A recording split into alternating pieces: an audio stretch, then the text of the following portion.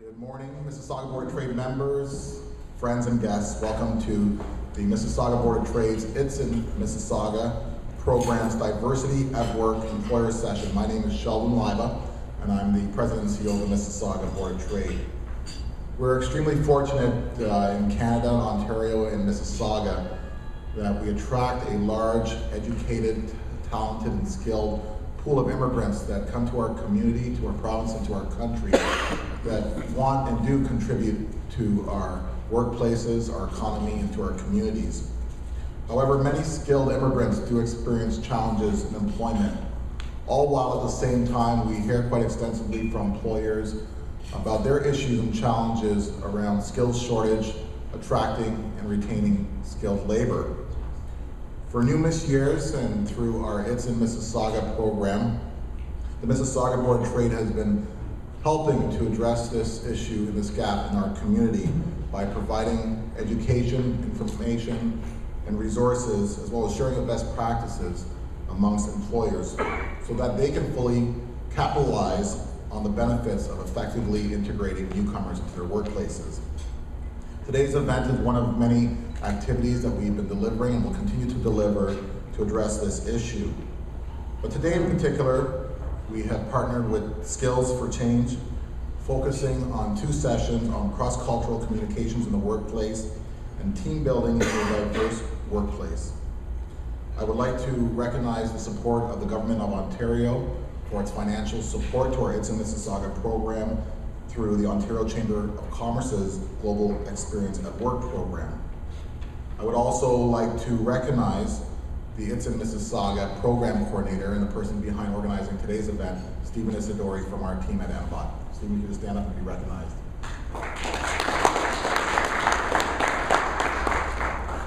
So this morning we are extremely pleased to have a tremendous speaker facilitating our 2 seminars. I got a chance to meet Sheila this morning, and I know she's all pumped and ready to go. So here to introduce Sheila more formally and representing Skills for Change is the Manager of Development, David Lovelock. Please welcome David.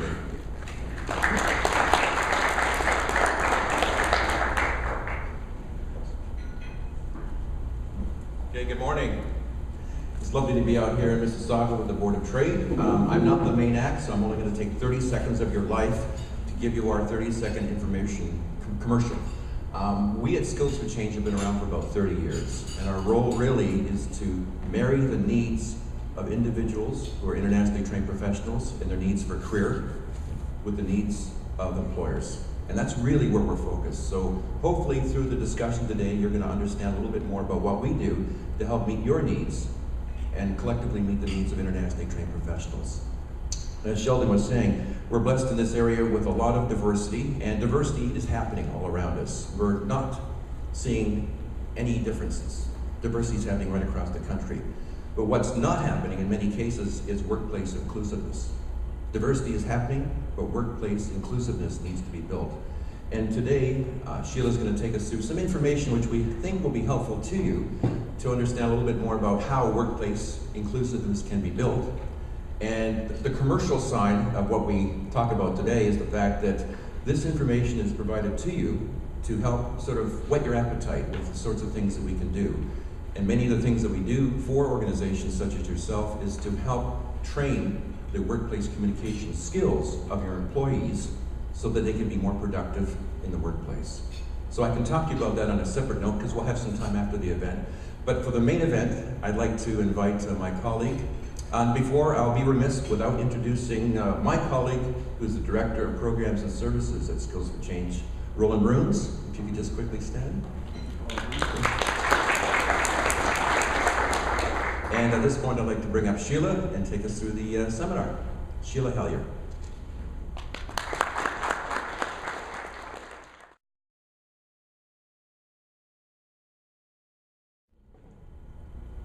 Okay, so let's start off with what is culture. So culture is generally, the definition is customs, behaviors, beliefs of a group of people. Now that does not necessarily limit us to a country, but it can be from, you have workplace culture, you have family culture, I don't know if some of you might remember when you first got married, trying to blend your family with his family or his family with her family, and realizing, oh, the way we did it was not the only way to do it. The other families have different ways of doing it. So it's not just limited to ethnic groups or countries. And our culture influences how we view the world and how we behave, what we consider polite or impolite. Some cultures, you know, when the family gets together for dinner, everybody's shouting over each other because there's so much to be discussed. And in other cultures, everybody's, oh, this is very lovely to, you know, food today. So how we show respect, how we show disrespect.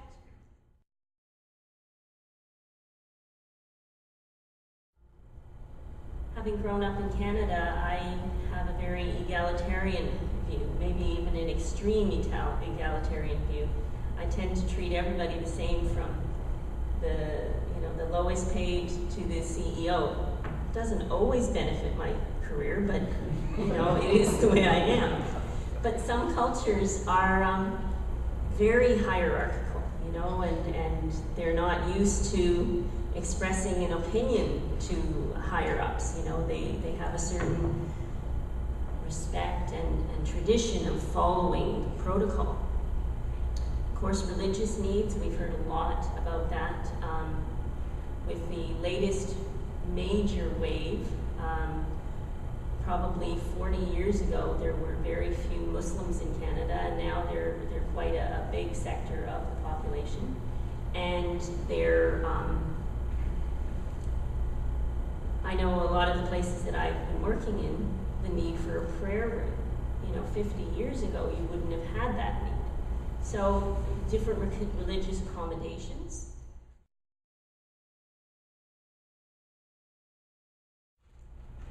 Communication styles and customs. Okay, so when we talk about communication, there's two ways of looking at it. When you're communicating, people can look at you and say, yes, I hear you, versus, yes, I agree with you.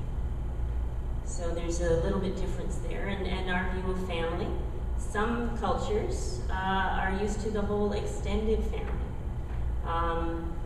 I've had many an interesting conversation with students of mine, where before they emigrated to Canada, for example, they consulted with their whole extended family, not even their husband, wife, kids.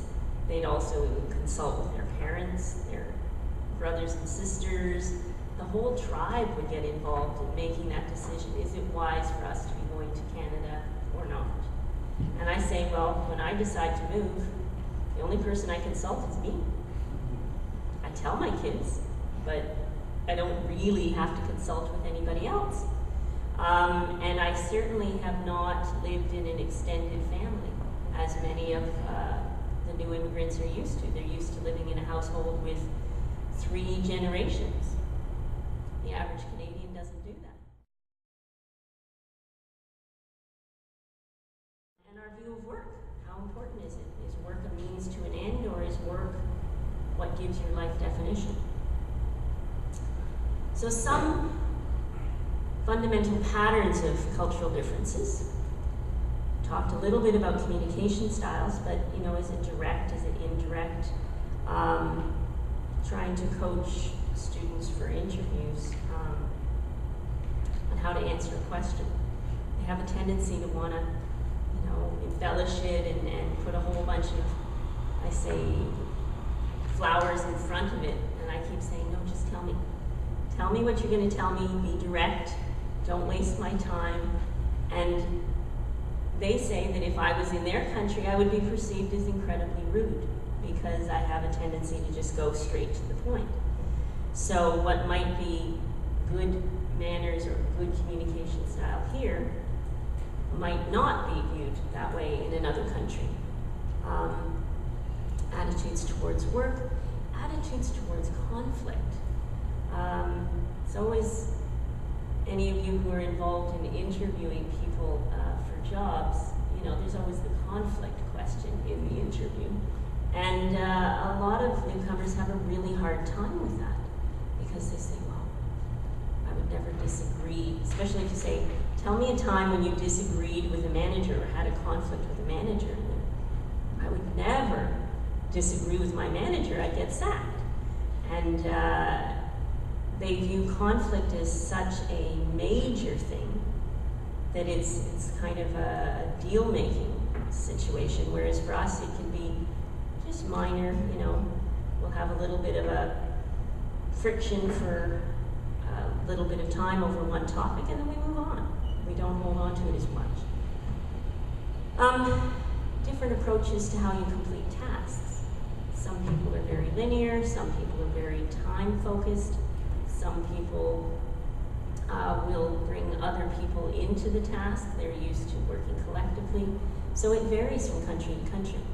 Decision-making styles. A common complaint that employers have with some of their newcomers is that they won't take initiative. They won't make decisions, that they defer to their managers all the time. What would you like me to do? And so to switch their thinking a little bit so that they show more initiative. Disclosure, that varies again from culture to culture. Some cultures are very open, some cultures are very closed. And different approaches to knowing about things and whether they share that information or not.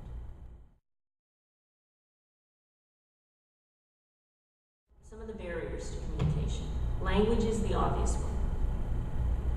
And it's not just an inability to speak English, it's which English do you speak. I jokingly, well half-jokingly, say that I am fluent in Canadian, American, British, South African, Australian, getting good at Hindi, or like Indian English, and I have a little pinch of Chinese English. Those are all countries that have quite a large English-speaking population, but they use words completely differently. When I was in Europe, it fascinated me to find how many expressions the British had for things. There was one expression a friend of mine kept using. She kept saying, oh, I was really chuffed about something. And it took me a while to figure out, was that good or bad? I kept looking at this context and thinking, chuffed. Okay, by the way, it's good. If somebody's chuffed, they're happy about something. Irish English, my ancestry is Irish, and you will have an Irish person say, oh, we had great crack last night. Now, we're not talking illegal drugs. Crack in Irish English is a good time, like it was a real good party. So if you had great crack in Ireland, there probably was no drug dealer involved. It was just a good time. So basically, communication is the process of transmitting information, but effective communication is the process of getting a message across so that the meaning is clear. So, different response styles, different language styles, different nonverbal differences. So, response styles. Some cultures, they will never ever disagree with you in person. They will always nod and smile. I learned the hard way with some of my students that they'd be, did everybody understand? Mm-hmm. And then when it came to the test at the end of the class, no, they didn't understand. So this nodding and smiling, in a lot of cultures, this means I haven't got a clue what you are talking about. But I don't want to be rude. So, yeah, we're good. Which is probably why it's a good idea to give your instructions in more than one way. So, verbally, and if it's an employee, also maybe in an email or something that they can refer back to. Because different cultures receive information differently. Different people receive information differently. Also, if you ask do you have any questions, or do you agree with this? A lot of people have been raised that you don't disagree, even if you do disagree, but you wouldn't say it in the workplace. So if everybody's just agreeing with you, that's really nice when it happens, but it doesn't get stuff done, and it doesn't give you good results. So in the workplace, you really do need your staff to feel comfortable enough to tell you things and to maybe point out that there might be a problem with something, or so how do you create that environment that they feel comfortable? How do you make sure that they understand that that's what you want? If they're coming from a culture where it's career damaging to disagree at all with any of your higher ups, they're not going to give you an opinion. And sometimes they have really valuable information that you need. So you really have to put a lot of energy and work into building that relationship so that they feel comfortable expressing those things. Language styles, assertive versus passive. Some cultures, they're very comfortable to talk over each other and interrupt and argue, and some will wait until asked. So if you're used to one, you might feel off-put by the other. And then, of course, there's the whole nonverbal. The thing with nonverbal is also you have to make sure you take it in context, because sometimes crossing my arms means I'm defensive and I feel attacked and I'm kind of protecting myself. Sometimes it just means I'm cold, or I don't know what to do with my hands, so I'm just kind of standing there. So you have to look at the context to make sure that you're not misinterpreting. And watch your own filters, because we all come with a certain set of filters, how we view the world, depending on how our life has gone so far. And you see it a lot where people maybe have felt persecution, and therefore they're more sensitive to any perceived slight, because that's been their experience. And then somebody who has never perceived that they were persecuted doesn't see those things. So your own personal filters are really, really important to police.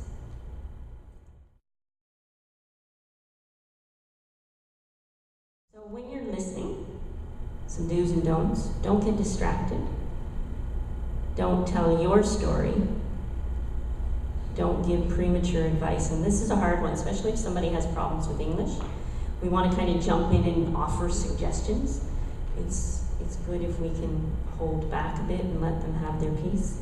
When you interview the person, make sure you're interviewing them about what they want to tell you, not what you want to know. Unless, of course, you're doing a job interview. Do have a friendly, interested expression. I find being friendly and asking questions has gotten me quite far in the world and met me some very interesting people.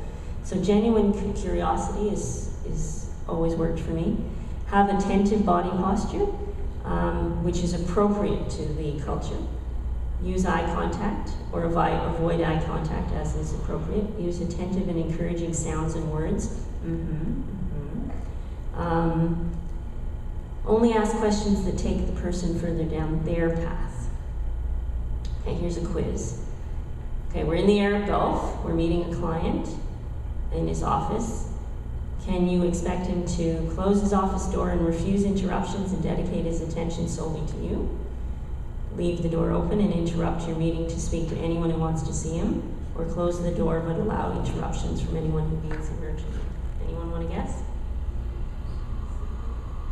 I heard a C. I heard a B. Do I hear an A? A was the right one.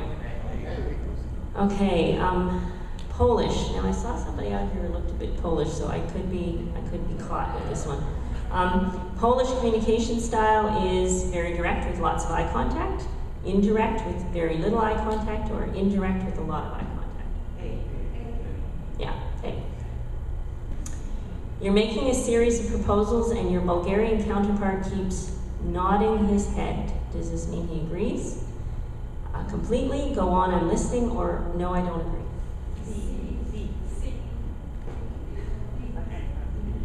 Somebody knows Bulgarians, yes.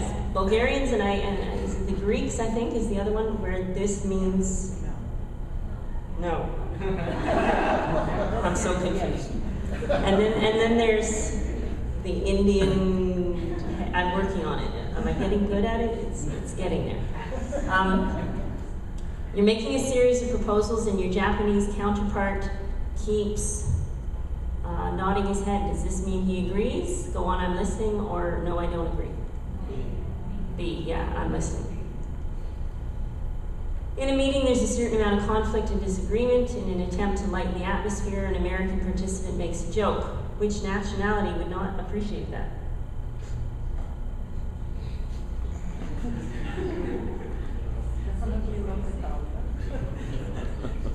It's kind of a tie for me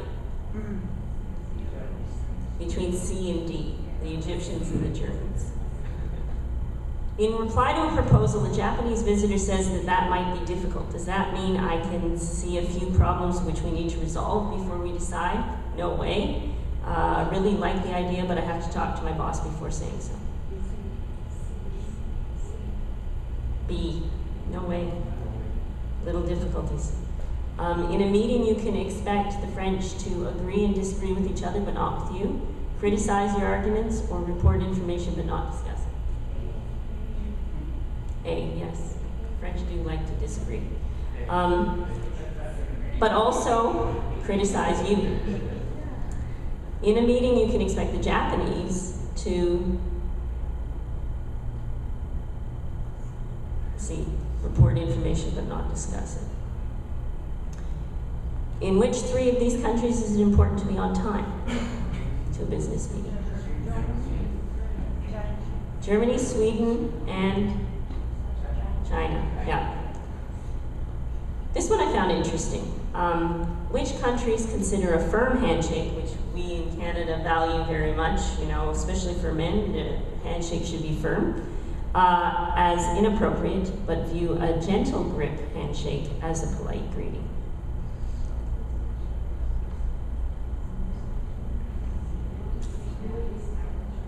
So basically the first four. In the Mideast, Aboriginals, Africa, most of Southeast Asia. You would not give what we consider a good handshake there. It would be considered aggressive. And here are some words to end us with. Okay, Britain and the US. Churchill once said, two great nations separated by a common language. Okay, so the word mean. If somebody says you're mean in Britain, it means you're not generous, tight with money. Here, in the US, it means angry and bad-humored. The first floor, this used to get me in so much trouble in Europe. The first floor in Britain is not ground level, but one level up. So what floor do you live on? It gets very confusing. Here, of course, is the ground level. To table an issue, for the British, it means let's discuss it. For the Americans, it means, okay, let's put it aside for now. To strike out means to go after an opportunity in Britain, whereas here it means you failed. To luck out means you had no success, whereas here it means you were incredibly successful. You really had good luck. And then the last one I thought I'd end with a joke. To knock you up means I'm going to call you. I'm going to call on you. Hey, I'm going to go knock up so-and-so. Here, not so good. You don't want your son to come home and say, Dad, I knocked up my girlfriend. All right. Thank you very much. I think now we have a little bit of a mingle break, and then we'll